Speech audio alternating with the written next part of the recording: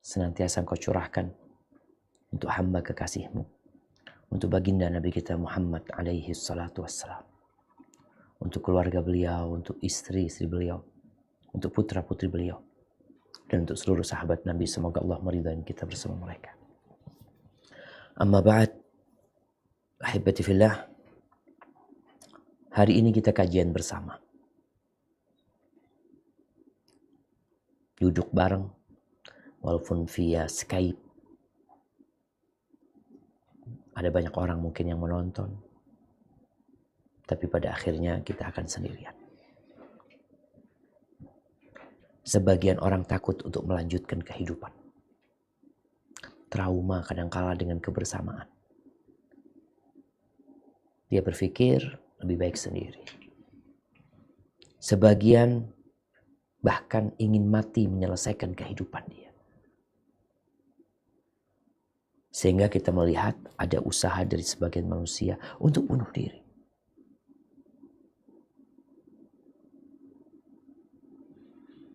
Dan ada juga yang berdoa minta mati. Doa minta mati. Ketahuilah bahwa kehidupan ini dimulai dari ketidakadaan. Gak ada. Kita dulu gak ada. Nama kita juga gak pernah ada yang menyebut. Dan suatu saat kita juga akan tidak ada lagi. Dalam proses yang terjadi itu gak ada, kemudian menjadi ada, lalu menjadi tidak ada. Ternyata dalam proses itu manusia telah dikasih pelajaran bahwa engkau dulu sendirian loh. Ketika kita berada di perut bunda kita, bersama siapa kita di dalam sana? Ya kita merasa ada ibu kita, ada bapak kita. Enggak. Engkau sendirian di sana. Tanpa pendamping, gelap gulita, sepi. Allah Azza wa Jalla berfirman tentang kondisi penciptaan manusia. Agar engkau tidak congkak dan agar engkau bersiap-siap untuk hidup sendiri lagi. Di surat Al-Mursalat ayat 20 sampai 24, silakan dibaca. Insyaallah artinya bahasa Inggris ya.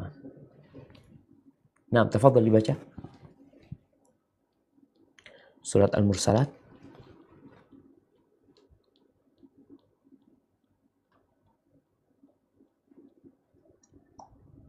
أعوذ بالله من الشيطان الرجيم ألم نخلقكم من ماء مهين فجعلناه في قرار مكين إلى قدر معلوم فقدرنا فنعم القادرون ويل يومئذ للمكذبين.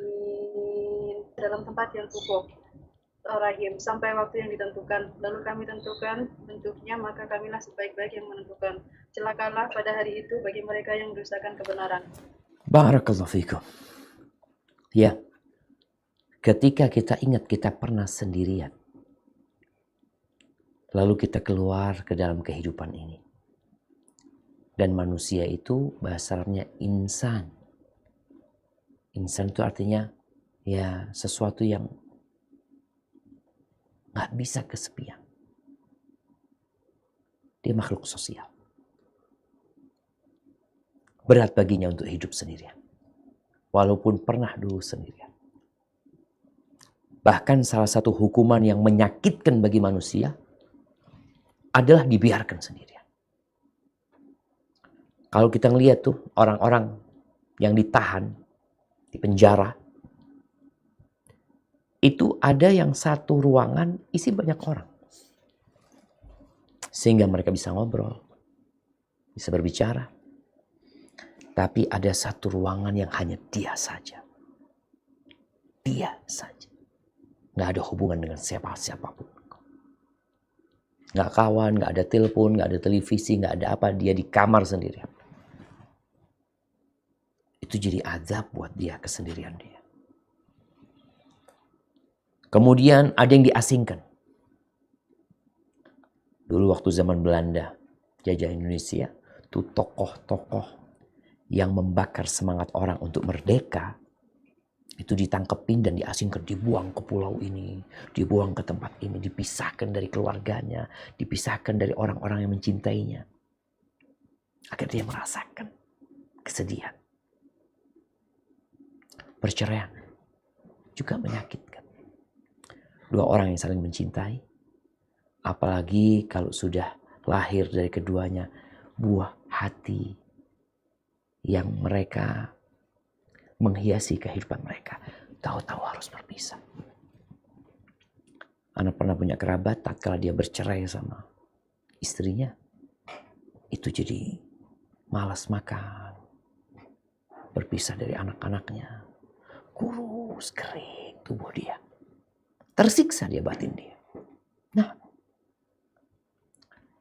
makanya kalau kita lihat kenapa ada orang yang berjuang mencari follower,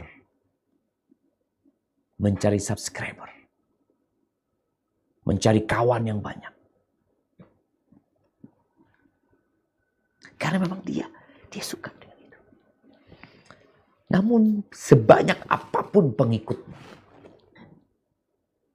mau memiliki follower 100 juta, subscriber 200 juta, engkau akan ditinggal sama semua orang-orang yang suka engkau. Karena itulah kehidupan ini. Ketika malaikat mencabut nyawa,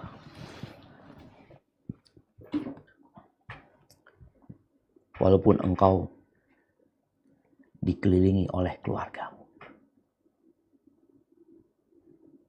Jadi tatkala proses malaikat mencabut nyawa, keluargamu sedang ada di sekitarmu, dokter juga ada di situ. Tapi ketika engkau sedang sendirian, ini proses memulai kesendirian. Tatkala engkau di perut ibumu, engkau sendirian. Walaupun ada ibu, ada bapak, ada kakak mungkin yang sudah lahir lebih dahulu. Dan tatkala proses engkau meninggalkan dunia ini, maka engkau sudah mulai sendirian. Allah berfirman di surat Al-Waqi'ah ayat 83 sampai 85.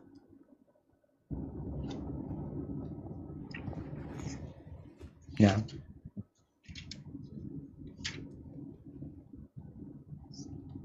أعوذ بالله من الشيطان الرجيم فلولا إذا بلغت الحلقوم وأنتم حينئذ تنظرون ونحن أقرب إليه منكم ولكن لا تبصرون. Maka kalau begitu, mengapa tidak mencegah ketika nyawa telah sampai di kerongkongan dan kamu ketika itu melihat, dan kami lebih dekat kepadanya daripada kamu, tetapi kamu tidak melihat. Subhanallah, syabab. Ya, orang-orang di sekitarnya nggak ngelihat, nggak akan dapat mencegah. Engkau akan datang ke seluruh dokter untuk menyelamatkan dirimu, untuk menolong engkau. Nggak ada yang bisa. Engkau sendirian tatkala itu. Nggak ada penolong bagi engkau. Jadi kalau ada orang yang hidup dalam dunia ini, kemudian ditinggal oleh kawan-kawannya, ditinggal oleh kerabatnya, ditinggal oleh orang-orang yang dicintainya, nah, engkau nanti akan ditinggal sama mereka dan engkau melihat engkau ditinggal sama mereka. Mereka nggak bisa berbuat apa-apa. Malaikat itu datang mencabut nyawamu. Proses nih, kesendirian. Engkau mati. Engkau dimandikan. Dibungkus dengan kain kafan. Disolatin. Masih banyak orang. Tapi engkau sudah sendirian. Kata Nabi SAW dalam hadis yang diriwayatkan Imam Bukhari, "Idza wudi'atil janazah Fahtamalaha rijalu ala a'naqihim. Apabila jenazah telah diletakkan, lalu dibawa oleh lelaki-lelaki di pundak-pundak mereka. Fa in kanat salihatan qalat, kalau dia orang yang soleh, kalau dia orang yang baik, jenazah itu akan mengatakan, qaddimuni, qaddimuni, segerakan aku, segerakan aku. Tapi nggak ada yang dengar. Di tengah lautan manusia yang membawa jenazahnya, nggak ada satupun yang dengar. Engkau udah ditinggal. Mungkin kau berpikir engkau meninggalkan mereka. Manusia meninggalkan engkau. Engkau teriak-teriak, mereka nggak ada yang dengar. Wa in kanat ghaira salihah, kalau ternyata dia bukan orang yang soleh. Kalau orang soleh ingin disegerakan, udah aku berpisah sama kalian, aku mau sendiri. Letakkan aku di tempatku untuk sendirian di sana. Kalian silahkan pulang ke rumah kalian. Aku mau berada sendirian di sana tanpa kalian. Tapi kalau dia bukan orang soleh, apa yang akan dia katakan? Kata Nabi SAW, qalat li ahliha, dia akan berkata kepada keluarganya, ya wailaha, aina tadhhabuna biha. Wahai celakanya nih jenazah, kalian mau bawa kemana jenazahku itu? Mau dibawa kemana? Dia berkata kepada keluarganya. Yasma'u sautaha kullu syai', segala sesuatu mendengar suaranya, jeritannya. Illal insan. Dalam riwayat illa thaqalan, kecuali manusia dan jin. Walau sami'aha la sa'iq. Kalau dia mendengarnya, dia bakal pingsan.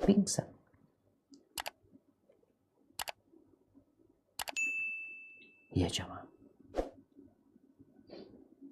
Kita sendirian walaupun dibawa oleh orang banyak.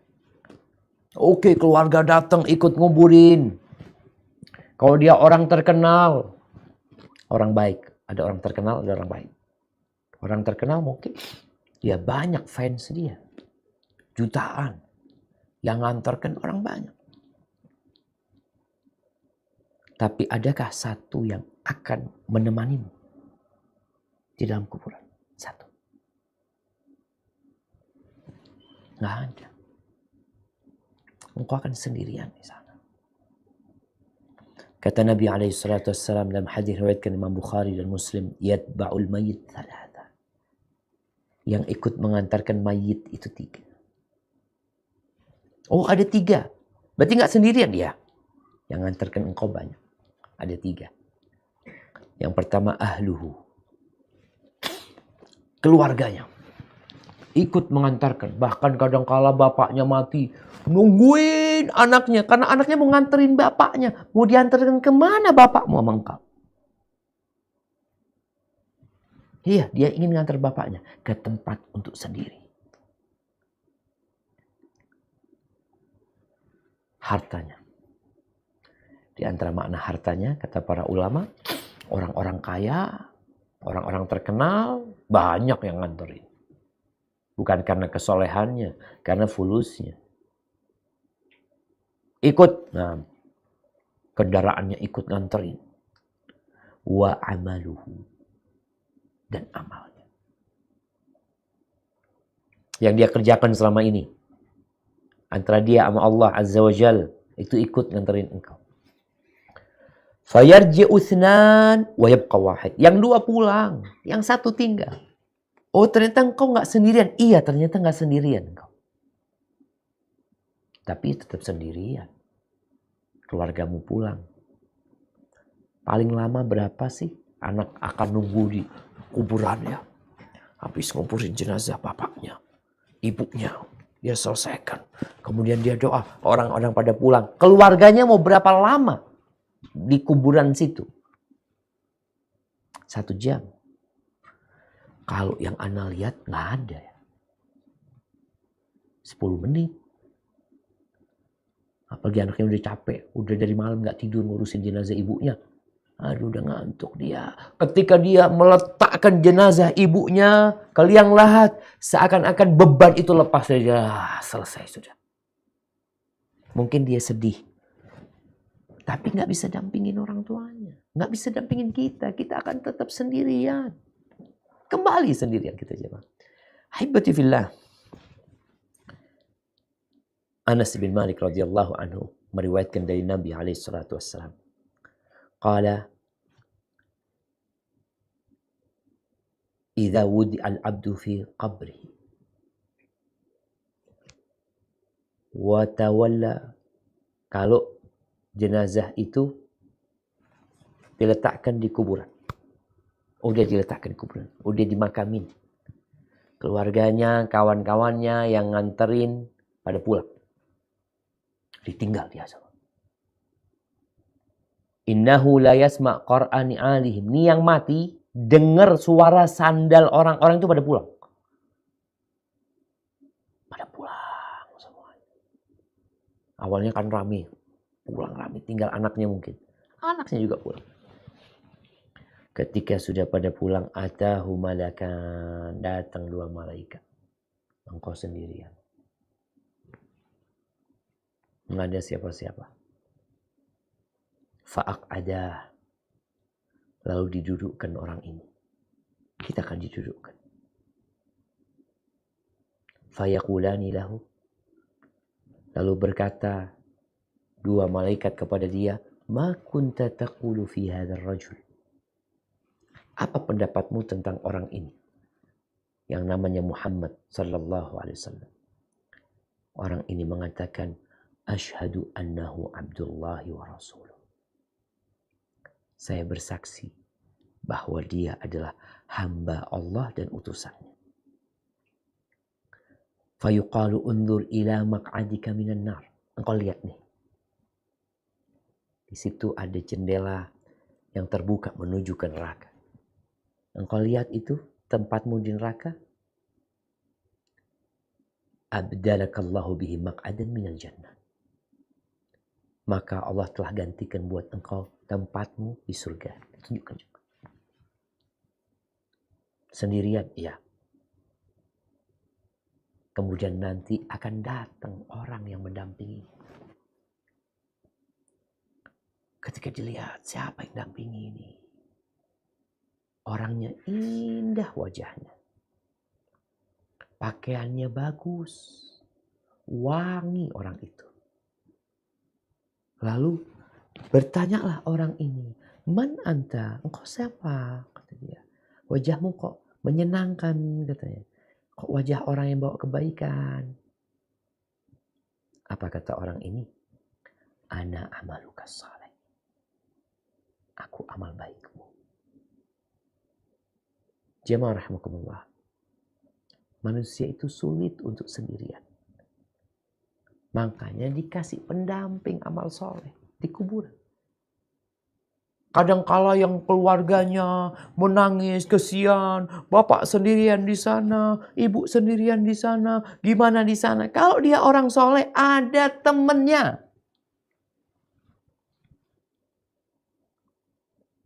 Kata Nabi SAW, wa ammal kafir.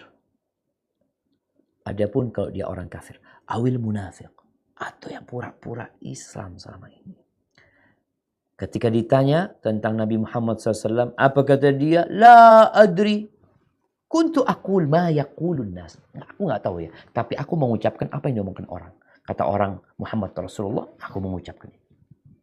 Lalu dikatakan kepada dia, la darait wa la talait. Engkau nggak tahu, engkau nggak belajar, engkau nggak baca.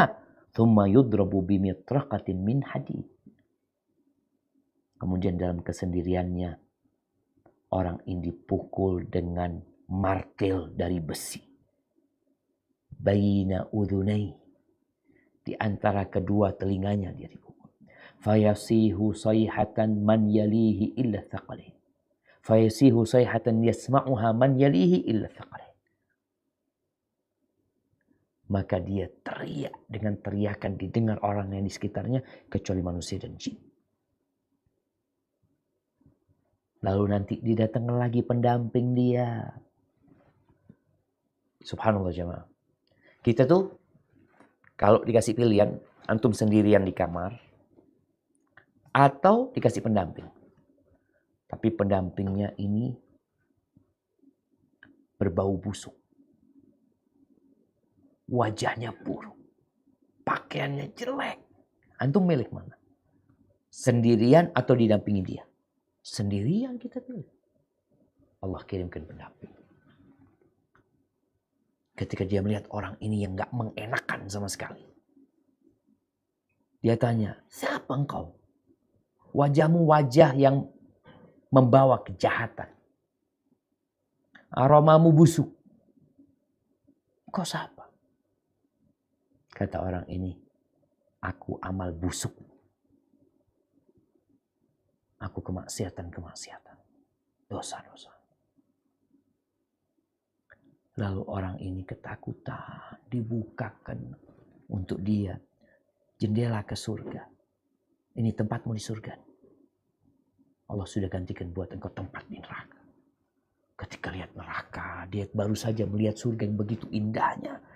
Lalu dikasih tahu ini tempatmu neraka dalam kondisi kesendirian dia bersama amal buruk dia. Maka dia tidak ingin kiamat itu terjadi. Ahibati fillah, tatkala manusia dibangkitkan dari kuburnya. Sendirian. Nah, dihisap sendiri-sendiri. Padahal ketika kita sholat, kita berjamaah kan? Kita sholat berjamaah.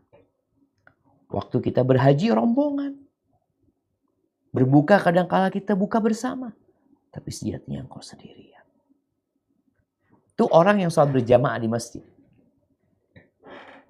Apakah semua yang satu soft di soft pertama pahalanya sama? Nggak sama. Semua masing-masing sebenarnya. Makanya Allah Azza wa Jalla berfirman di surat Maryam ayat 95.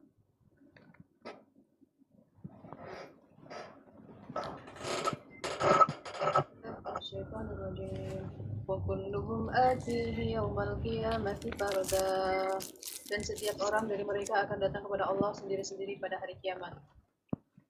Sendiri-sendiri. Engkau gak akan datang sama bapakmu. Engkau gak akan datang sama gurumu. Orang kadang-kala berpikir ya, tenang kalau engkau jadi muridku, nanti aku dampingi kalau hisab. Engkau sendirian. Gak bisa kemana-mana. Harta gak ikut. Jabatan gak ikut. Anak buah gak ikut. Ahibati fillah. Kembali ke cerita pertama kita. Kita tuh diciptakan sama Allah. Datang ke dunia ini sendirian. Keluar sendirian. Disambut dengan kain. Lihat anak bayi kalau lahir. Disambut sama kain. Dibungkus kain ke dia. Biar anget dia. Kadang-kadang dibungkus sampai kepala-kepalanya. Hanya wajahnya yang kelihatan. Kemudian tidak berapa lama dia hidup di muka bumi ini. Lalu dia mati. Dia mati kembali sendirian dan dibungkus kain lagi. Seperti ketika dia datang ke dunia ini. Dia dihantarkan meninggalkan dunia ini dengan bungkusan kain itu pula. Jadi hidup itu hanya di antara dua kain itu. Terus rumah yang dia bangun. Ya. Kesuksesan yang dia raih. Channel YouTube yang udah banyak followernya. Akun Instagram dia yang punya jutaan pengikut. Gimana ceritanya? Nggak ada. Apakah kemudian channelnya mau dimasukin ke kuburan?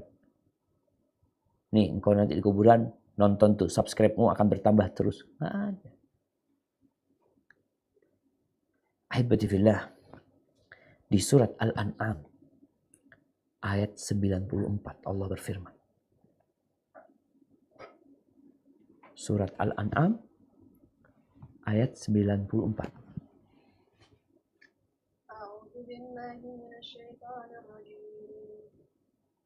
ولقد جئتمونا فرادا كما خلقناكم كما أول نعم مرة تفضلي. ولقد جئتمونا فرادا كما خلقناكم أول مرة وتركتم ما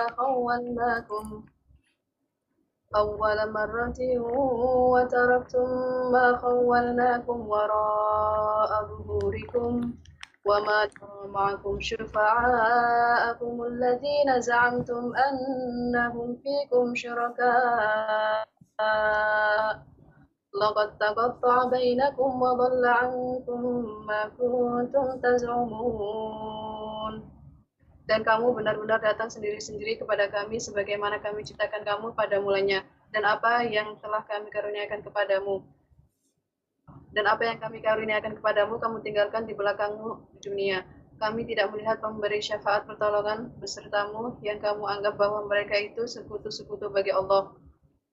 Sungguh telah terputuslah semua pertalian antara kamu dan telah lenyap dari kamu apa yang dahulu kamu sangka sebagai sekutu Allah. Habis sudah. Kalian datang sendirian. Kalian dihisap sendirian. Semua yang pernah Allah berikan, engkau tinggal semua. Nggak ada yang kau bawa. Makanya kalau kita salah memahami kehidupan dunia ini. Ada orang yang selalu kumpul sama kawan-kawannya, berangkat ke sana sama sahib-sahibnya, kuliner bareng, rekreasi bareng, ini bareng, semua bareng-bareng.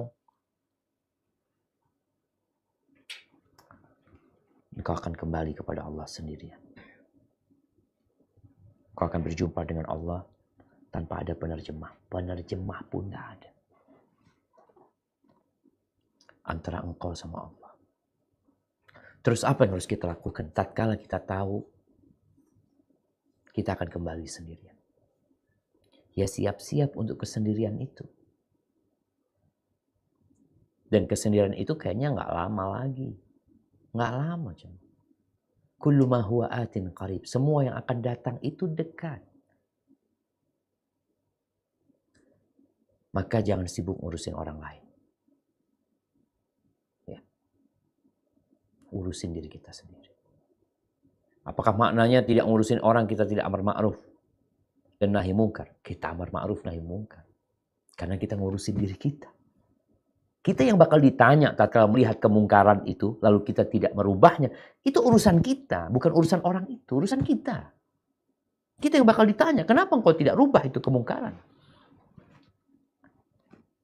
Maka maksud kita ngurusin diri kita sendiri, kita tuh jangan suka ngomongin orang. Fulanah gimana, fulan gimana. Coba engkau tanya, engkau gimana? Engkau. Engkau taruh cermin yang besar. Engkau berdiri atau duduk. Lalu engkau mulai melihat wajahmu di cermin tersebut. Engkau gimana? Engkau akan sendirian loh nantinya. Nggak ada kawan. Nggak ada penolong. Kecuali amal soleh. Tatkala orang tahu dia akan sendirian. Dan ternyata kesendirian itu mungkin di salah satu masanya ada kawan yang mendampingi tatkala di kuburan. Tapi setelah itu engkau akan sendirian lagi. Namun amalmu tetap mendampingi. Nggak akan berpisah. Oleh karena itu Allah Azza wa Jalla berfirman agar manusia ini mempersiapkan diri. Untuk kesendirian dia tatkala dia harus datang telanjang. Nggak pakai baju. Nggak pakai sandal. Sandal pun kau nggak punya. Sekarang di dunia kita nggak punya sandal, kita pinjam sandal teman kita. Kita nggak punya baju, kita pinjam. Hari itu nggak ada. Maka Allah perintahkan manusia untuk mempersiapkan diri menghadapi hari itu. Engkau bawalah. Bawa apa Ustaz? Terserah engkau. Engkau mau bawa apa? Kan tadi udah tahu dalam kesendirian itu. Nanti di kuburan apa? Nanti di padang mahsyar. Apalagi di sana. Jelas amal soleh. Allah berfirman di surat Al-Hasyr ayat 18-19. A'udzu billahi minasyaitonir rajim. Ya أيها الذين آمنوا اتقوا الله ولتنظر نفس ما قدمت لغد واتقوا الله إن الله خبير بما تعملون ولا تكونوا كالذين نسوا الله فأنساهم أنفسهم أولئك هم الفاسقون. Wahai orang-orang yang beriman, bertakwalah kepada Allah dan hendaklah setiap orang memperhatikan apa yang telah diperbuatnya untuk hari esok. Dan bertakwalah kepada Allah, sungguh Allah Maha teliti terhadap apa yang kamu kerjakan. Dan janganlah kamu seperti orang-orang yang lupa kepada Allah sehingga Allah menjadikan mereka lupa akan diri sendiri. Mereka itulah orang-orang fasik. Nah, kata Allah, bertakwalah kepada Allah, takutlah kepada Allah. Allah itu yang menciptakan kita dan kita akan berjumpa dengan Allah sendirian. Allah suruh kita untuk melihat, memperhatikan apa yang sudah engkau siapkan untuk hari esok. Apa? Bertakwalah kalian kepada Allah. Allah tuh maha teliti ya dengan apa yang kalian kerjakan. Jamaah rahimakumullah, ini buat teman-teman yang di Australia. Kalau ada pengumuman tanggal 1 Desember, semua warga Indonesia yang ada di Australia akan dideportasi. Kira-kira apa persiapannya? Oh, kalau tanggal 1 enak Ustaz. Jadi kita tahu, kita bisa persiapan tuh sampai tanggal 1. Yang mau kita bawa pulang. Baik. Kalau dikatakan semua warga di Indonesia akan dideportasi, kapan? Kapan negara mau. Bisa malam ini, bisa esok, bisa lusa. Apa yang akan dilakukan? Dia akan selalu siaga. Dia akan kumpulkan anak-anaknya, keluarganya, kumpulkan syuf. Kita ini bisa dideportasi kapan saja. Maka tolong siapkan. Barang-barangnya masukin tas. Kumpulin. Yang gak berguna jangan dibawa. Yang tidak berguna jangan dibawa. Jangan berat-beratin. Yang gak manfaat tinggal. Kita cuma punya jatah 30 kilo barang. Maka kita akan teliti. Jangan sampai overload barang kita. Sudah ditaruh di tas. Paspor apa semua ditaruh. Tetap beraktivitas. Tahu-tahu diketuk pintunya, ya rumah nomor sekian berangkat. Mereka berangkat. Tapi kalau dia nggak siap, barang belum ada yang masukin di tas. Juga kadangkala paspor ini itu juga nggak ketahuan ada di mana. Tatkala dia diperintahkan untuk keluar dari rumahnya, dia akan kebingungan. Begitu pula tatkala ajal menjemput kita dan engkau belum siap, maka engkau akan kebingungan. Apa yang diinginkan, ingin dibalikin, kasih waktu sebentar aja, 1 jam kasih waktu. Aku mau memperbaiki, nggak ada. Udah dikasih pengumuman, selesai. Dan malaikat pencabut nyawa akan datang kapan saja dia mau. Sesuai dengan ketentuan Allah Azza wa Jalla. Maka kata Allah, janganlah kalian menjadi orang-orang yang lupa sama Allah. Lalu Allah bikin mereka lupa sama diri mereka sendiri. Karena lupa sama Allah, Allah bikin dia lupa sama maslahat dia, sama yang manfaat buat dirinya. Dia jadi lupa. Oleh karena itu Umar bin Khattab radhiyallahu anhu mengatakan hasibu anfusakum qabla an tuhasabu. Kalian hitung-hitunglah diri kalian. Mulai bikin perhitungan sebelum kalian dihitung. Kita nih dikasih fasilitas sama Allah, dikasih tugas. Hitung. Nikmat Allah nggak akan bakal bisa kau hitung. Tapi paling tidak yang kau hitung dosa-dosamu. Dan amal soleh yang sudah kau kerjakan. Apa? Wazinu qabla an tuzan. Dan timbanglah, timbang. Setelah dihitung, ditimbang. timbangan ini untuk melihat kualitas. Kau nggak tahu aku punya banyak. Timbang. Oh ternyata riak aku waktu ngamalin. Nggak ada gunanya. Wa tazayyanu lil ardil akbar. Dan berhiaslah engkau untuk pameran terbesar nanti. Berhiaslah. Kita disuruh berhias. Yauma idzin tu'raduna la takhfa minkum khafiyah. Pada hari itu akan dipamerkan kalian semua. Nggak ada yang tersembunyi. Kita perlu berhias sekarang mempersiapkan diri. Perhiasannya dengan amal soleh. Bukan dengan amal buruk. Ketika engkau nanti pada hari kiamat itu banyak dosa. Dipikul dosa. Dipikul. Keluar dari kuburannya ada yang mikul kambing. Yang mengembik. Ada yang mikul sapi. Bayangkan pemandangan pada hari itu. Aku kira fulan ini orang baik. Ternyata. Na'udzubillah. Orang zalim dia. Hari itu akan dipamerkan. Maka berhiaslah untuk hari itu. Haibati fillah. Modal kesendirian yang penting itu adalah rasa takut sama Allah SWT. Adanya rasa takut ini yang membuat manusia bersiaga, bersiap diri. Tatkala Allah Azza wa Jal berfirman tentang firman Allah yang di surat Al-Mu'minun ya. Mungkin dibuka surat Al-Mu'minun ayat 66, ayat 65.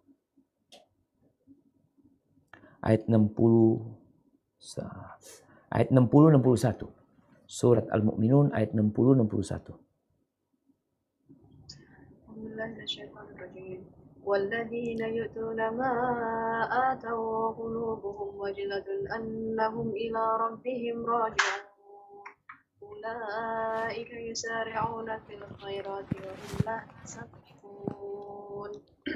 Dan mereka yang memberikan apa yang mereka berikan sedekah dengan hati penuh rasa takut karena mereka tahu bahwa sesungguhnya mereka akan kembali kepada Tuhannya. Mereka itu bersegera dalam kebaikan-kebaikan dan mereka lah orang-orang yang lebih dahulu memperolehnya. Barakallahu fikum. Nah, siapa mereka ini? Ketika ayat itu turun, Aisyah bertanya kepada Nabi SAW.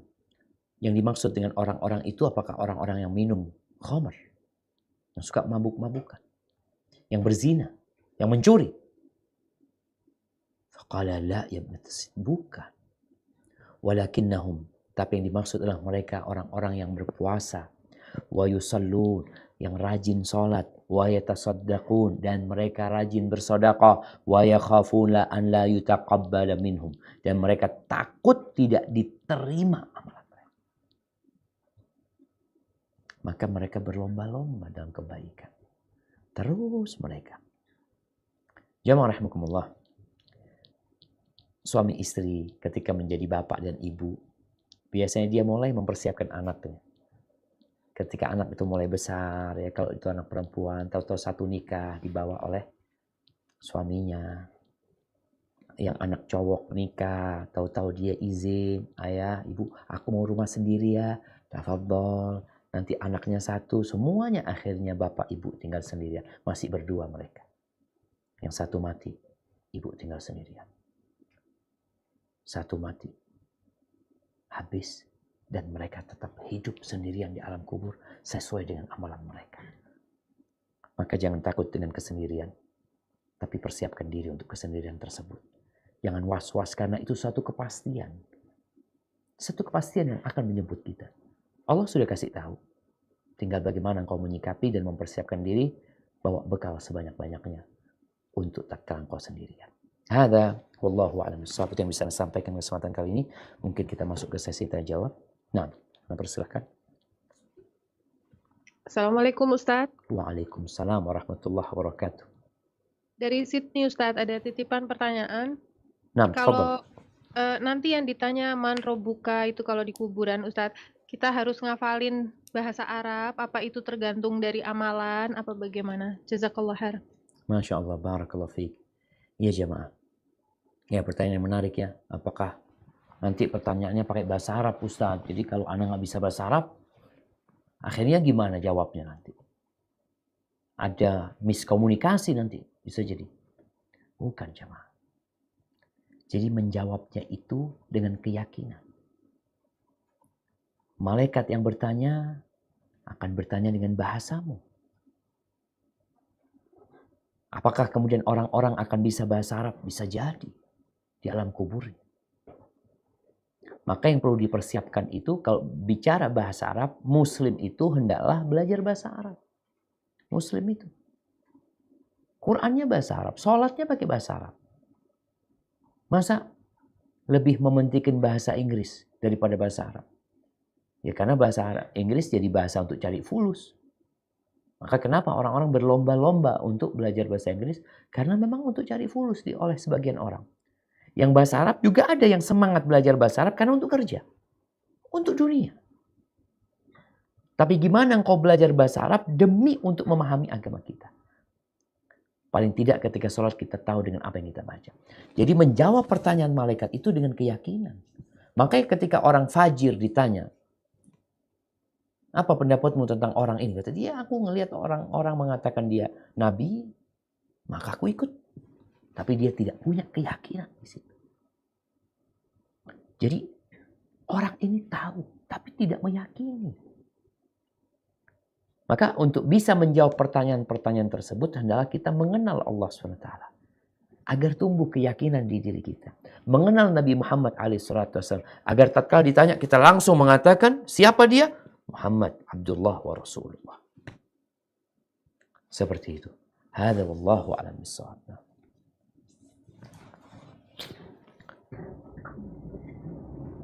Assalamualaikum Ustadz, ini dari Brisbane.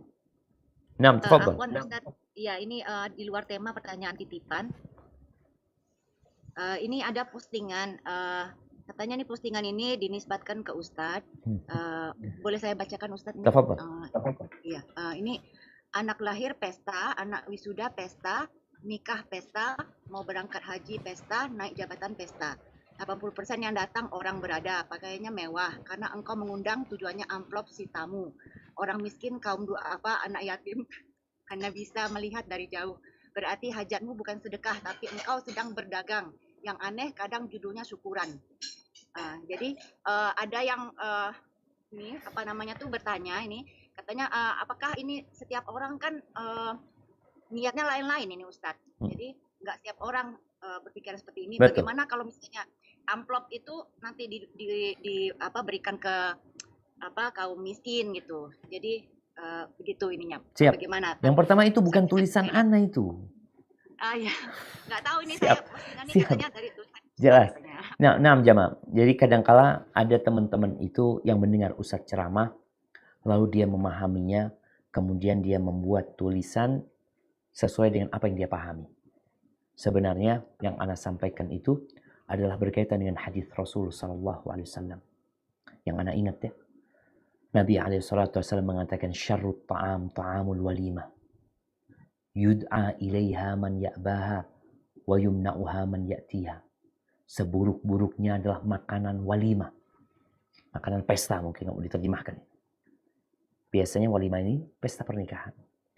Yud'a ilaiha man ya'tiha. Yang diundang orang-orang yang gak perlu. Yang dia gak ingin datang sebenarnya. Kalau bicara makan, dia sudah memiliki banyak makanan di rumahnya. Cukup. Dia makan buat beberapa tahun. Bahkan makanan-makanan yang enak dia bisa membeli dan membuatnya. Jadi buat dia makanan walimah ini biasa. Jadi nggak terlalu berhasrat dia untuk datang. Dan itu yang diundang. Yang diundang orang-orang kaya. Orang-orang yang nggak pernah lapar. Yang udah kenyang terus hidupnya. Sedangkan orang-orang miskin yang ingin datang. Dia ingin makan. Karena walimah itu judulnya makan. Undangan makan sebenarnya. Dia ingin tuh datang makan. Tapi nggak diundang. Itulah yang kata Nabi SAW, makanan yang paling buruk. Jadi tulisan itu bukan tulisan Ana. Jadi kalau berkaitan di sana ada yang ngasih amplop, ada yang ini, tafadhol silahkan. Diterima hal itu tergantung akadnya. Karena ada yang akadnya pinjem. Di beberapa daerah itu amplop itu pinjem, bukan pemberian. Nanti harus dibalikin itu. Itu bahkan ditulis fulan berapa? 100.000. Ya sudah balikin 100.000 nantinya. Bukan engkau berpikir, oh nanti aku mau sedekahin 100.000. Kita suruh balikin sama dia. Maka hendaklah kita tatkala membuat sebuah acara. Apa tujuan kita?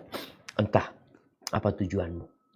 Tapi kalau engkau mencari ridha Allah Azza wa Jalla, maka undanglah orang-orang miskin, orang-orang yang tidak mampu. Kenapa? Itu yang menyebabkan kita dapat rezeki.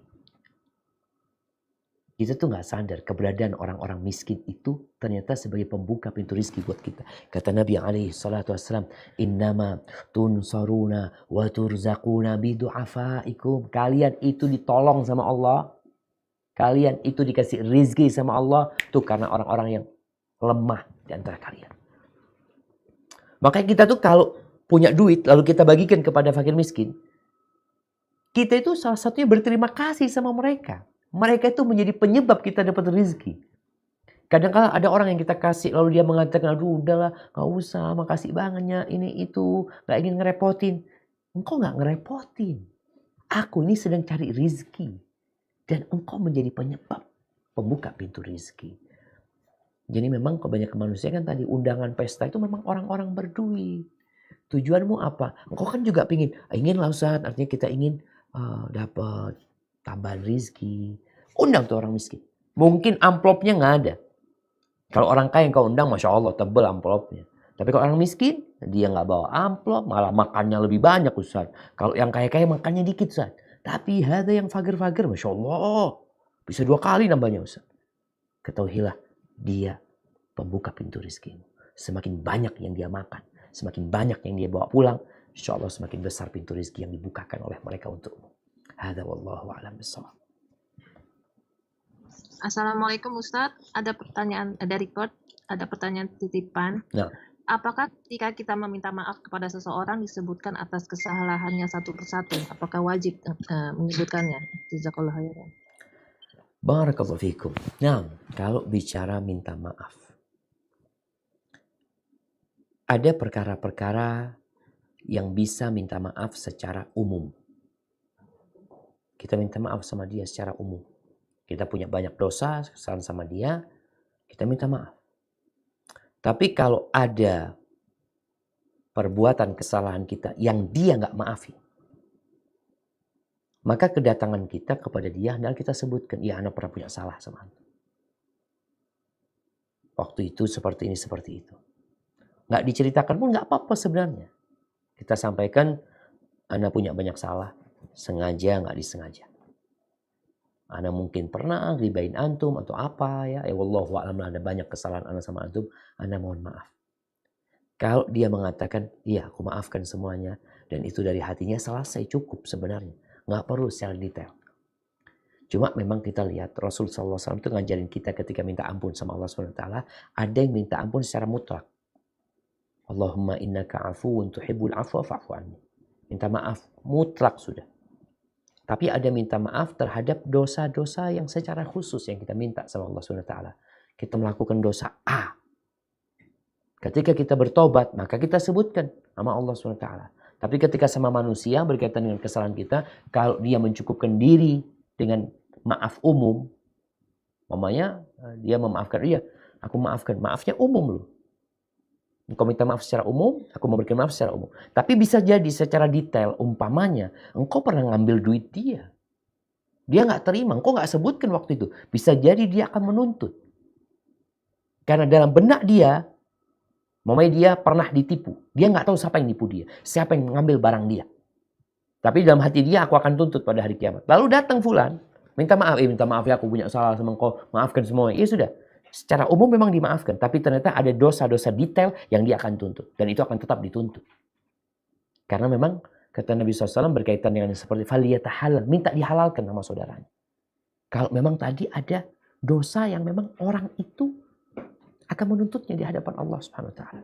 Hadza wallahu a'lam bishawab. Nah. Ya, Ustadz, ini ada pertanyaan titipan. Assalamualaikum warahmatullahi wabarakatuh. Semoga Allah selalu merahmati dan menjaga Ustadz Syafiq dan umat Islam seluruhnya. Izin bertanya, bagaimana dari pandangan akidah dan tauhid seseorang pindah kewarganegaraan ke negara kafir? Di negara tersebut tidak ada larangan beribadah, tapi tidak sebebas di Indonesia. Di antara azan tidak boleh terdengar keluar, kajian-kajian dipantau. Alasan kepindahan untuk kemudahan kesempatan bekerja di negara tersebut dan khawatir dengan kondisi di Indonesia. Dari KL. Nah, jamaah rahimakumullah. Insya Allah semua pada tahu hukum tinggal di negeri kafir. Apa tujuannya? Para ulama menjelaskan, tatkala seorang tinggal di negeri non-muslim, dalam rangka dia berdakwah, atau dalam rangka dia menuntut ilmu, dengan catatan dia dapat menjaga kehormatan dirinya di sana, menjaga agamanya, menjaga keimanannya, maka diperbolehkan bagi dia untuk tinggal di sana. Tapi tatkala dia berangkat ke negeri tersebut hanya untuk cari makan, sedangkan di negerinya bisa cari makan sebenarnya. Bukan nggak bisa, beda sama terpaksa. Kita tahu Nabi SAW pada waktu itu dia menyuruh para sahabatnya hijrah ke Habasyah. Hijrah ke Habasyah, Habasyah negeri kafir juga sama pada waktu itu sama Mekah, tapi lebih ringan di sana gitu loh. Insya Allah lebih bisa menegakkan agamanya daripada di negerinya. Maka disuruh hijrah. Dalam rangka menyelamatkan agamanya para sahabat berangkat ke Habasyah. Bukan dalam rangka untuk memperbaiki taraf ekonomi mereka. Maka tatkala seorang muslim umpamanya pindah dia tinggalkan negeri dia ke negeri non-muslim hanya untuk masalah ekonomi, hanya untuk masalah perut, maka dia telah meninggalkan kewajiban untuk hijrah. Sebenarnya bukan untuk hijrah, dia hijrah dari negeri Islam ke negeri non-muslim gitu. Dan Nabi SAW berlepas diri. Ana bari'un min muslimin ya'ishu baina dhahranail musyrikin. Aku berlepas diri dari seorang yang tinggal di tengah-tengah orang-orang musyrikin. Ini sebagai bentuk ancaman dari Nabi SAW. Maka buat teman-teman yang tinggal di sana, lihat, ketika engkau tinggal di sana dan memberikan manfaat untuk menyebarkan agama Allah Subhanahu wa taala, bukan hanya untuk masalah perutmu, maka insya Allah semoga masih ada udzur buat engkau tinggal di sana. Dan para ulama berbincang, hijrah itu memang ada yang wajib, ada yang sunnah. Yang wajib tatkala di negeri itu memang nggak bisa menegakkan agamanya, sama sekali dia nggak bisa menegakkan agamanya. Yang sunnah di negeri itu dia bisa menegakkan agamanya. Alhamdulillah dia bisa beribadah dengan baik ya. Walaupun tidak sebebas di negeri lainnya. Umpamanya di negeri Islam lainnya. Maka bagi dia dianjurkan sebenarnya untuk tidak tinggal di sana. Namun juga para ulama menjelaskan. Tatkala keberadaan umat Islam di sana berdampak dalam penyebaran agama Allah ini. Maka silahkan. Jadi ada unsur dakwah di sana. Bukan unsur cari uang aja. Wallahu a'lam bishawab. Nah. Assalamualaikum Ustadz dari Sydney ini. Waalaikumsalam warahmatullahi wabarakatuh. Naam, tafadhali. Jadi begini Ustadz, ada satu bapak dulunya, satu bapak ini hijrah gitu ya Ustadz, bertobat. Tapi dia terkenal sekali dulu kalau dulunya itu zolim, maksiat dan segala macam. Sehingga orang-orang taunya ini bapak orang jahat. Jahat gitu ya Ustadz ya. Kemudian bapak ini yang sudah hijrah bertobat meninggal, tapi orang-orang nggak tahu kalau dia sudah hijrah. Lalu anak-anaknya ini suatu saat minta bantuan ke para muslim, tapi semua rata-rata muslim ini menolak karena tahu, enggak, bapaknya jahat. Ya. Sehingga yang nolongin akhirnya non-muslim Ustaz. Walhasil anak ini kesel atau gimana, keluarlah dari Islam. Murtad gitu Ustaz. Pertanyaannya, apakah ini menjadi dosa jariah untuk mereka-mereka yang dulu menolak membantu karena sudah suudzon atau bagaimana? Ini membantu proses kematiannya dia, Pak, jenazahnya dia. Iya, finansial gitu. Iya, jazakallah khair Ustaz. Barakallahu fiik. Nah, jamaah rahimakumullah. Kita tahu pengurusan jenazah ini fardu kifayah. Fardu kifayah. Apa arti fardu kifayah? Kewajiban bersama.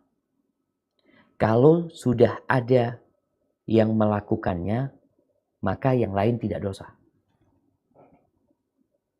Tapi kalau ternyata nggak diurusin itu jenazah oleh orang-orang Islam ini, semuanya berdosa. Semuanya berdosa pada waktu itu. Maka ini menjadi catatan buat kita ya. Jadi kalau fardu kifayah itu kewajiban bersama yang memang seharusnya kita bersama-sama melakukan tatkala memang sudah ada beberapa orang yang bantu, yang lain sudah nggak wajib buat mereka. Tapi kalau pertanyaannya tadi, apakah mereka yang tidak mau membantu akan berdosa yang menyebabkan kalau bapaknya kemudian nggak diurusin, maka akan berdosa. Tapi kalau enggak, sebenarnya ada yang ngurusin Ustadz sebenarnya. Yang ngurusin itu, ngurusin jenazahnya ada, tapi nggak banyak orang yang ngurusin. Tapi alhamdulillah jenazah akhirnya dikubur, disolatin dikubur, berarti selesai. Telah terlaksana tersebut. Tinggal sekarang bagaimana kondisi berkaitan dengan anak ini yang akhirnya murtad. Apakah itu karena dosa yang tidak membantu dia? Wallahu a'lam bishawab. Dilihat. Mereka yang tidak membantu itu sebenarnya ingin memberikan pelajaran kepada anaknya mungkin. Agar anaknya jadi orang baik. Karena dalam agama kita ini, mengobatin kesalahan itu bisa dengan beberapa cara. Cara yang pertama dikasih nasihat. Dibantuin, kasih uang. Orang yang berbuat jahat ini kita bantuin, kita kasih uang. Cara yang kedua itu diboikot. Iya. Dalam rangka memperbaiki, orang itu diboikot. Di masa Nabi SAW ada sahabat yang diboikot. Sampai 40-50 hari. Nggak ada yang berbicara sama dia. Istrinya suruh pisah dari rumah dia. Sendirian, 3 sahabat nih. Salah satunya Ka'ab bin Malik. Benar-benar diboikot. Dia datang ke masjid ya. Dia mengucapkan salam kepada Nabi SAW. Ka'ab ketika itu mengatakan, aku nggak lihat. Kayaknya Nabi menggerakkan bibirnya atau tidak. Jadi satu kota Madinah itu berubah menyikapi dia. Sampai kata Ka'ab bin Malik suatu hari. Ada yang bertanya di pasar. Mana Ka'ab bin Malik? Mana Ka'ab? Aku kata dia. Ada surat. Dari Raja Ghassasin kalau nggak salah. Dari Raja Kafir. Isi suratnya itu. Aku mendengar. Bahwa saya sahabatmu telah memboikotmu. Udah berubah sama engkau. Bergabunglah engkau bersama kami. Kami akan memuliakan dirimu. Itu Ka'ab. Ini fitnah lagi kata dia. Surat itu dimasukkan ke tanur, ke tempat pembakaran api, dia lemparkan surat itu. Dia sedang diuji keimanannya. Jadi kondisinya sekarang, ana mengatakan wallahu a'lam. Jadi kita, kalau memang tujuan teman-teman tadi, jenazah tetap diurusin sebenarnya. Jadi fardu kifayah itu terlaksana Ustaz. Tapi yang berkaitan dengan finansial, memang akhirnya tidak membantu keluarga itu. Jadi bukan yang mati, keluarganya nggak dibantu sebenarnya. Dengan tujuan umpamanya supaya dia bertobat kepada Allah. Kalau dia orang yang beriman, maka insya Allah dia akan semakin baik. Ka'ab bin Malik diuji keimanan dia jemaah. Dengan fitnah seperti itu. Nggak ada yang mengucapkan salam sama dia. Istrinya pun suruh berpisah sama dia. Nabi SAW yang lembut, ketika itu pun tidak peduli sama Ka'ab bin Malik. Maka kita tidak bisa menvonis kawan-kawan yang tidak membantu itu, apakah berdosa atau tidak, kembali kepada tujuannya. Dan dia innamal a'malu binniyat. Dan murtadnya orang ini ya bisa jadi karena tadi tidak mendapatkan pendidikan yang baik dari bapaknya, ya, sehingga ya Islamnya Islam KTP, yang dia siap untuk menjual KTP dia, mengganti KTP dia dengan KTP yang baru kapan dia mau. Hadza wallahu a'lam bishawab. Dan tugas kita sekarang gimana? Ini kan bicara masa lalu udah terjadi. Sekarang apa yang perlu dilakukan? Ya perlu mendakwain saudara kita. Datang kepada dia. Sampaikan kepada dia indahnya agama Islam ini. Kemudian kalau dia tanya, kenapa ketika ayahku meninggal dunia kok nggak dibantuin? Sampaikan kepada dia. Ada catatan buruk dari ayahmu dan kami nggak tahu. Tapi Allah tahu. Maka minta maaf sama keluarganya dan ajak dia kembali kepada Allah Azza wa Jalla. Hadza wallahu a'lam bishawab. Barakallahu fiik Ustaz. Mau tanya, bila apakah seorang hamba akan diadab atas perbuatan yang tidak bermanfaat, dan jika dia sadar bahwa dia telah banyak melakukan perbuatan yang tidak bermanfaat, apakah dia masih pantas untuk berdoa minta surga Firdaus ala sebagaimana nasihat Rasulullah? Jazakallah khairan.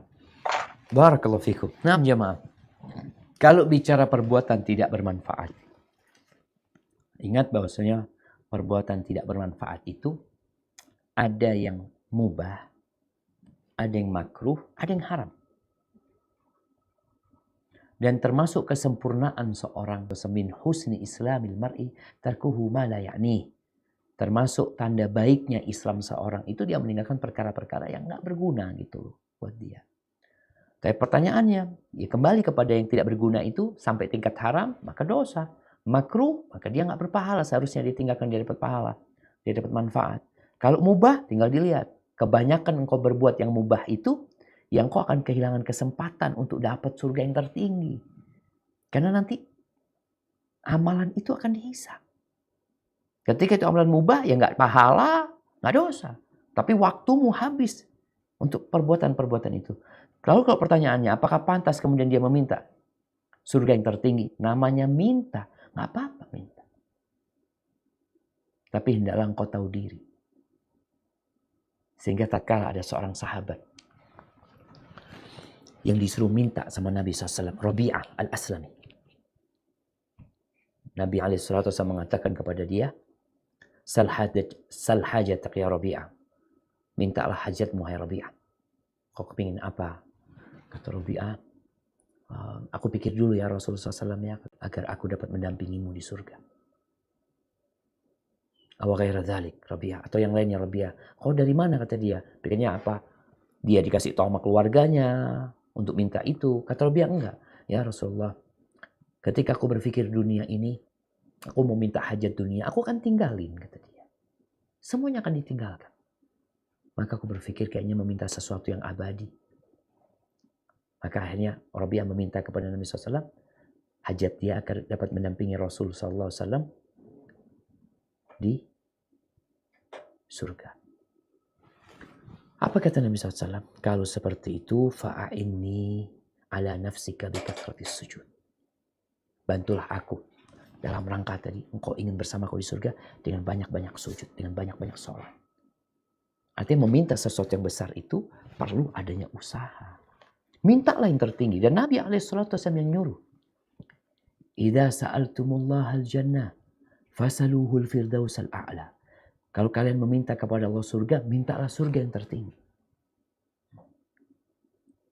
Apa yang diperlukan? Usaha. Bagaimana waktu kita dipenuhi dengan hal-hal yang berguna. Makanya kalau ada seorang mahasiswa, seorang pelajar yang ditanya sama ibunya, engkau kepingin nilaimu apa? Aku ingin kumlot ibu. Ya udah, sungguh-sungguh engkau. Dan terbukti dia sungguh-sungguh untuk kumlot. Biasanya orang, engkau ingin apa? Aku yang penting lulus lah. Maka biasanya dia malas. Ya, ketika yang penting lulus, pantas dia malas. Tapi insya Allah orang yang benar ya. Karena bicara doa, ada yang cuma di lisan. Orang yang benar minta dari hatinya. Maka dia akan berusaha untuk meraih apa yang dia inginkan.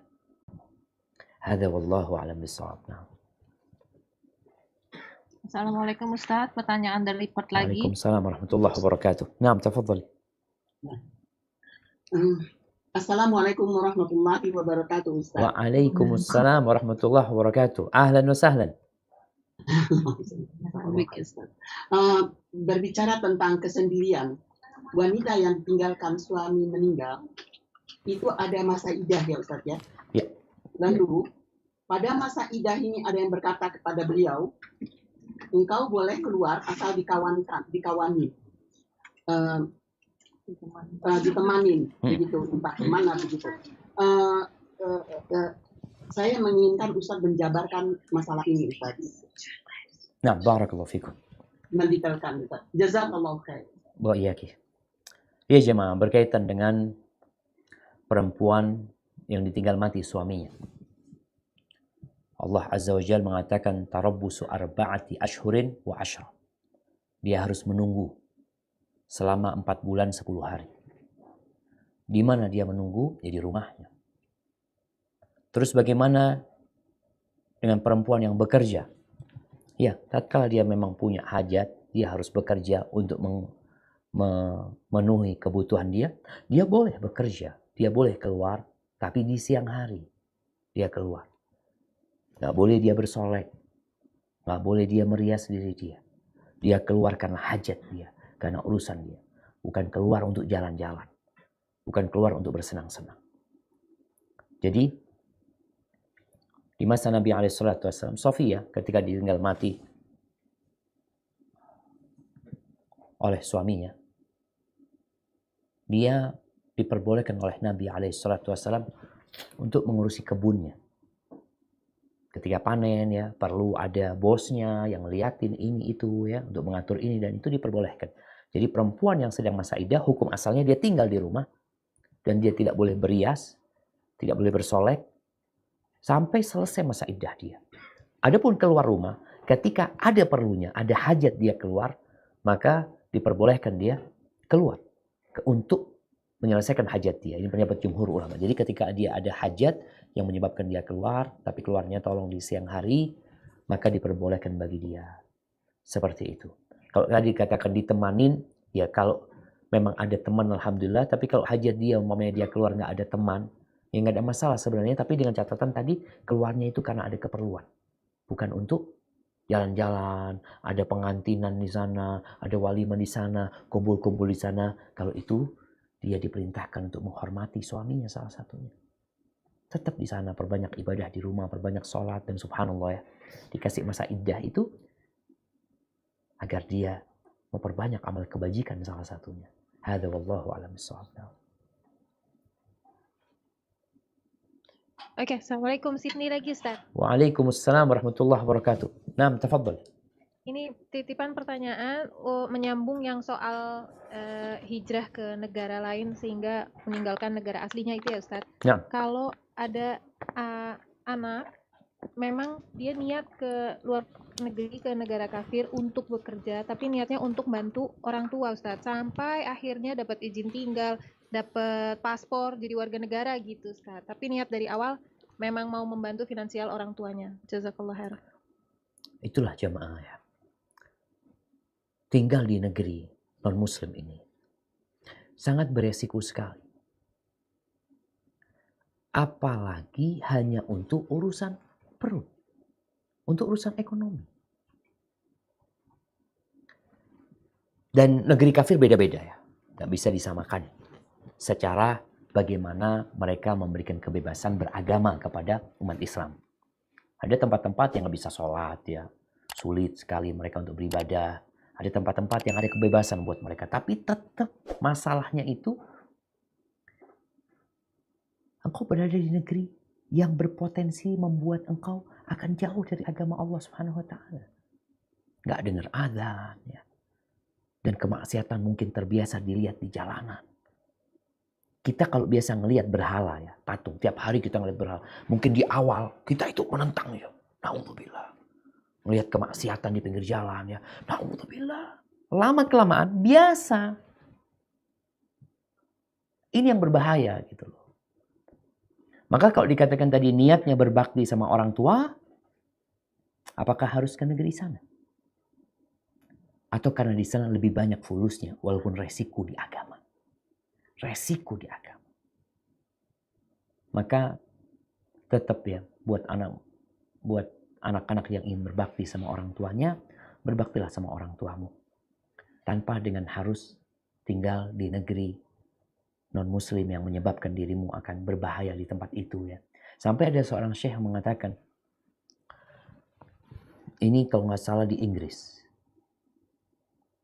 Ketika itu syekh itu datang ke sana, dia ngomong sama seseorang, engkau boleh tinggal di sini kalau engkau memang tinggal di sini. Tapi catatanmu engkau harus jamin bahwasanya anakmu, cucumu itu beriman kepada Allah SWT. Terjaga keimanan mereka. Akhirnya orang yang dikasih tahu itu nangis. Dia minta maaf, iya Syekh. Jangan cucunya, anaknya sudah nggak benar.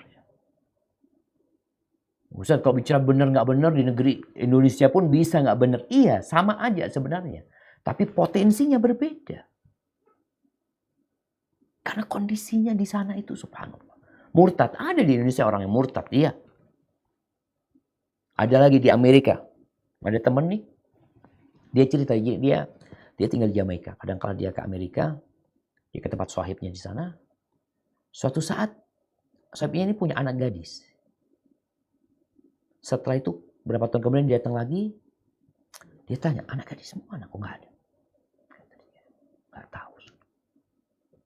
Nggak tahu. Karena di beberapa negeri itu, anak setelah umur 18 tahun, orang tua tuh nggak punya kuasa atas anak. Nggak ada. Dia berhak menentukan pilihan hidup mereka sendiri. Jadi resiko ini sebenarnya yang ditakutkan.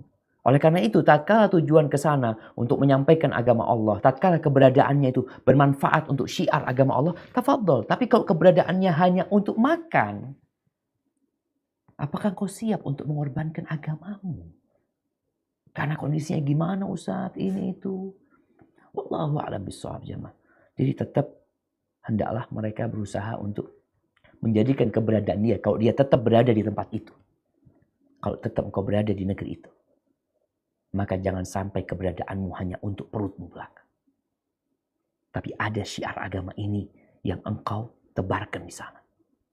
Karena pada hari kiamat nanti akan ditimbang amalanmu, kebaikan dan keburukan itu. Dan semoga dengan engkau mengajak orang-orang beriman, ya, artinya negeri yang awalnya tadi mungkin jauh dari Islam, dengan keberadaan umat Islam bertambah di sana, sehingga terjadi komunitas umat Islam, ya, yang memberikan dampak baik kepada orang-orang di sekitarnya, bahkan ada banyak yang masuk Islam, maka keberadaanmu bermanfaat bukan untuk perutmu, tapi untuk akhiratmu. Hadza wallahu a'lam bishawab. Barakallahu fiik Ustaz. Wafikum. Ini pertanyaannya di luar tema dari Brisbane. Ini kan bulan Rabiul Awal. Di sini banyak peringatan Maulid Nabi. Banyak yang mengatakan bahwa peringatan Maulid Nabi ini kan bid'ah. Ada juga yang bilang bahwa ini khilafiyah. Apakah ini termasuk khilafiyah yang mu'tabar, yang boleh ditoleransi? Sedangkan hari lahir Rasulullah itu pun diperdebatkan. Kapan lahirnya, bulan apa gitu kan. Dan bagaimana hal itu bisa menyebar di negara-negara Islam, bahkan dijadikan hari libur nasional. Mohon bimbingannya dalam menyikapi hal tersebut Ustaz. Jazakallahu khairan. Nah, barakallahu fikum. Ya jemaah, kalau kita bicara peringatan Maulid Nabi, yang memang mungkin secara umum akan lebih banyak yang merayakan hari kelahiran Rasul SAW daripada yang tidak merayakannya. Apakah khilaf di sini? Khilaf mu'tabar. Memang ada khilaf sendiri di antara para ulama dalam pandangan terhadap Maulid ini. Apakah khilaf di sana mu'tabar? Sebagian bahkan ada ulama yang mengatakan bagi orang-orang yang tidak mengerti, kemudian dia merayakan Maulid dengan cinta kepada Nabi SAW, semoga dia dapat pahala. Ada yang berpendapat seperti itu. Memang khilafnya cukup pelik dalam masalah ini. Bahkan ada yang berusaha untuk menguatkan bahwasanya Maulid ini sunnah. Karena memang bagaimana Abu Jahal, Abu Lahab tatkala lahirnya Nabi alaihi salatu wassalam, dia bergembira, kemudian dia membebaskan budaknya Thuwaibah yang kemudian menyusui Nabi alaihi salatu wassalam, yang pada hari itu kemudian dia mendapatkan keringanan dari azab. Pada hari dia memberikan minum kepada, atau dia membebaskan budaknya karena gembira dengan kelahiran Nabi alaihi salatu wassalam. Jadi kalau bicara apakah khilafnya mu'tabar atau tidak mu'tabar, maka ada khilaf lagi di sana di antara para ulama.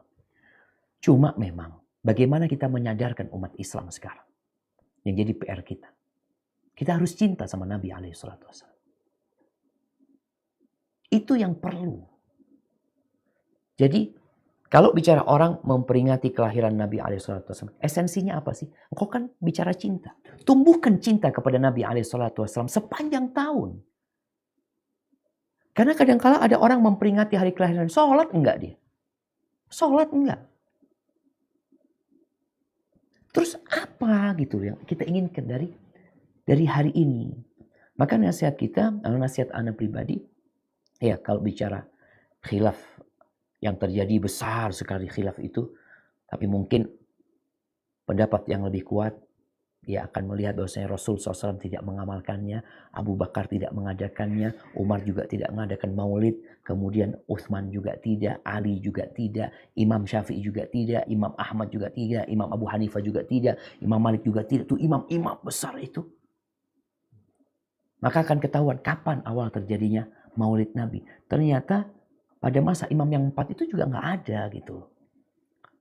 Maka itu mungkin menjadi bahan renungan buat teman-teman yang mengadakan maulid Nabi SAW. Kemudian Mereka berbicara esensi dari maulid adalah cinta kepada Nabi SAW. Iya, seharusnya kita ajarkan cinta kepada Nabi SAW bukan setahun sekali. Kita ajarkan kepada umat. Engkau kan mau membuat mereka ingat sama Nabi SAW. Ingatkan mereka, benar kau ingatkan. Bukan setahun sekali. Mungkin setiap pekan kita bikin kajian tentang perjalanan hidup Rasul SAW. Itu akan lebih bermanfaat. Karena memang Nabi SAW memberikan nasihat kepada kita. Yang hidup setelah aku mati akan melihat banyak perselisihan. Di perselisihan sekarang. Ada yang mengatakan bid'ah dhalalah. Ada yang mengatakan bid'ah hasanah. Bahkan ada yang mengatakan sunnah. Apa posisi kita? Orang awam bingung. Ustaz gimana Ustaz? Ini ulama-ulamanya besar loh Ustaz. Bukan ulama-ulama kecil. Ulama-ulama tingkat besar. Yang ini juga sama Ustaz. Terus solusinya, fa'alaikum bisunnati.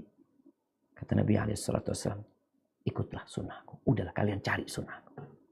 Dan sunnah khalifah-khalifah setelah aku. Berpegang teguh dengan yang gigit, dengan gigiran kalian. Jadi solusi dari perselisihan ini, mengikuti sunnah Nabi SAW. Agar kita nggak terus-terusan khilaf gitu loh. Terus mau gimana Ustaz? Fulan ngomongnya muktabar, yang fulan ngomongnya nggak muktabar Ustaz. Ikutin sunnah Nabi SAW. Insya Allah kita selamat dan gak ribut terus ya ma. Hadza wallahu a'lam bishawab. Assalamualaikum Ustaz, pertanyaan dari Ustaz. Waalaikumsalam warahmatullahi wabarakatuh. Assalamualaikum warahmatullahi wabarakatuh Ustaz. Waalaikumsalam warahmatullahi wabarakatuh. Naam, tafadhali. Saya mau nanya ini kebetulan nih gimana caranya kita mau berusaha untuk meminta maaf kepada seseorang dengan segala upaya yang keras karena takut nantinya bakal berjumpa pada masyarakat nanti nggak yang sana di hari kemudian hari. Terus tapi dia tetap kekeh nggak mau maafin kita Ustaz. Terus gimana kita menyikapi semua itu?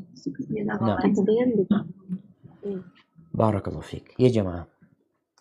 Menjadi hak seseorang untuk tidak memaafkan. Iya.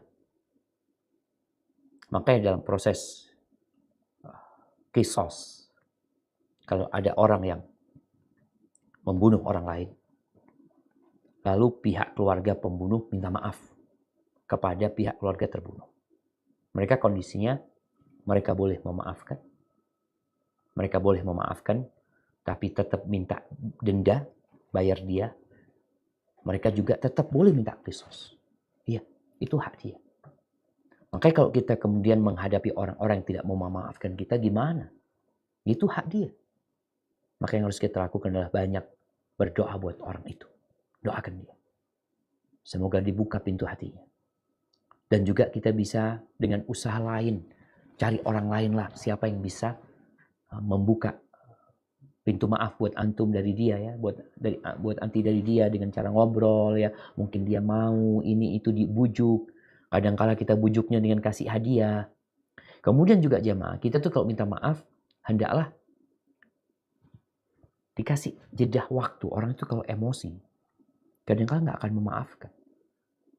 Sehingga Nabi SAW memperbolehkan orang itu untuk tidak bertegur sapa selama 3 hari. Itu batas maksimal. Setelah 3 hari, harus bertegur sapa. Karena 3 hari biarkan dia merasa emosi dia sampai turun, sampai adem sendiri, baru kita minta maaf sama dia. Kemudian kalau orang itu yang tidak memaafkan kita kemudian memutus hubungan sama kita, tidak bertegur sapa dengan kita, berarti dia yang berdosa. Kita kan udah berusaha untuk memperbaiki hubungan kita. Tapi kalau dia mau ngambil hak dia nantinya, dia akan ambil hak itu.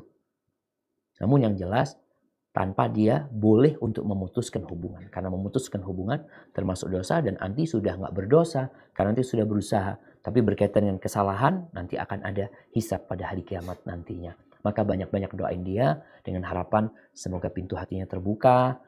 Dan semoga juga dia dikasih rezeki yang banyak.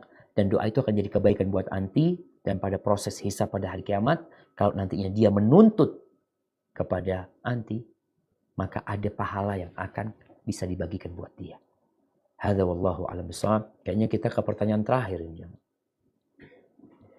Assalamualaikum Ustaz. Waalaikumsalam. Masih ada waktu Ustaz? Nah, berapa? Ada 2 pertanyaan dari penonton Ustaz. Siap. Gimana? Tafadhol. Boleh? Boleh. Oke, bismillah. Ini Ustaz dari hamba Allah, apakah kalau kita rutin membaca surat Al-Muluk Ustaz setiap malam bisa menemani kita di dalam kubur nanti? Barakallahu Oke, fikum. yang satu lagi Ustaz. Ya. Yang satu lagi, Bismillah. Semoga Ustadz dan para kru dari SRB dan semuanya diberikan rahmat dan rezeki dan hidayah oleh Allah. Amin. Selalu keadaan sehat walafiat. Pertanyaannya Ustadz, mohon bertanya, bagaimana cara agar kita senantiasa meneladani sifat dan akhlak Rasulullah Ustadz? Karena iman kita kan naik turun begitu. Nah, Masya Allah. Barakallahu fiik. Iya, berkaitan dengan pertanyaan yang pertama, apakah surat Al-Muluk itu kalau kita dawamkan setiap malam, yang memang ada hadisnya yang disahihkan oleh Syekh Albani rahimahullah ta'ala dan oleh ulama lain, bahwasanya itu akan menyelamatkan dari adab kubur. Apakah dia akan menemani kita di kuburan? Amal itu akan menemani, bukan hanya surat Al-Muluk. Amal soleh kita akan menemani. Di antaranya surat Al-Muluk. Tapi surat Al-Muluk punya keistimewaan sendiri, tadi yang dia akan belain kita dan menyelamatkan kita dari adab kubur ketika didawamkan. Hanya saja jamaah, banyak kita itu membacanya tanpa memaknainya. Jadi dipikir yang penting diulang-ulang Al-Muluk itu. Padahal di situ ada banyak nasihat, di situ ada banyak hidayah. Quran ini hidayah. Masa kita tiap malam baca surat Al-Muluk tapi nggak dapat hidayahnya? Maka tolong yang membaca surat Al-Muluk memahaminya. Lama-kelamaan awalnya dia nggak bisa bahasa Arab, tapi setiap dia baca sama artinya, lama-kelamaan akan kebayang tuh artinya ketika dia baca tabarakalladzi biyadihil mulku wa huwa ala kulli syai'in qadir. Itu kebayang tuh terjemahan yang di bawahnya. Insyaallah itu akan menjadi amalan yang lebih mulia daripada hanya sekedar membaca huruf-hurufnya saja. Adapun pertanyaan yang kedua berkaitan dengan lupa anak sama pertanyaan kedua cuma. Astagfirullahaladzim. Hah? Meneladani Rasulullah SAW. Iya jamaah. Ya inilah. Kalau bicara iman kita naik dan turun. Sedangkan ada amalan-amalan yang menaikkan iman kita. Di antaranya adalah ilmu, belajar. Maka bacalah perjalanan hidup Rasul SAW. Selain engkau berdoa minta supaya diperbaharui keimanannya, engkau baca. Baca perjalanan hidup Nabi SAW. Baca sunnah-sunnah Nabi SAW. Amalkan. Karena banyak kita membaca sejarah hanya sekedar, ya dibaca cerita doang. Cerita, oh iya, setelah itu selesai. Ingat Nabi SAW itu adalah suri tauladan yang harus kita contoh. Sehingga tatkala kita membaca cerita Nabi SAW, tolong diamalkan dalam kehidupan ini. Jadi bukan hanya menjadi sebuah cerita. Dan insya Allah jemaah, kalau kita sering membaca perjalanan hidup Nabi SAW ya, bagaimana ceritanya cucunya, cicitnya Rasulullah SAW. Ali ibn Husain ibn Ali ibn Abi Thalib. Apa kata dia? Kunna nu'allam maghaziyan Nabi SAW kama nu'allam surah minal Quran. Kita dulu diajarin peperangan Nabi SAW, sejarah perjalanan hidup Nabi SAW. Kita diajarin itu sebagaimana kita diajarin satu surat dari Al-Quran kan. Dibikin orang itu hafal. Kita baca suatu surat supaya hafal itu, sekali nggak hafal baca kedua. Dua nggak hafal, 3, 4, 5, sampai akhirnya kita hafal. 10 kali kita hafal. Setelah kita hafal, apakah kalau kita tidak membacanya, kita akan terus hafal? Nggak bakalan. Hilang tuh hafalan kita.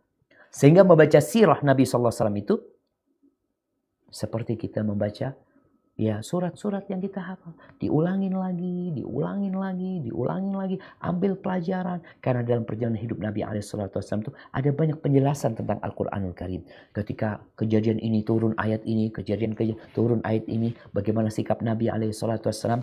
Maka nasihat ana sering-sering mengikuti kajian tentang sirah Nabi SAW dan membaca juga sirah Nabi. Kalau sudah selesai, ana udah pernah kajian sirah sampai selesai, engkau ingat semuanya.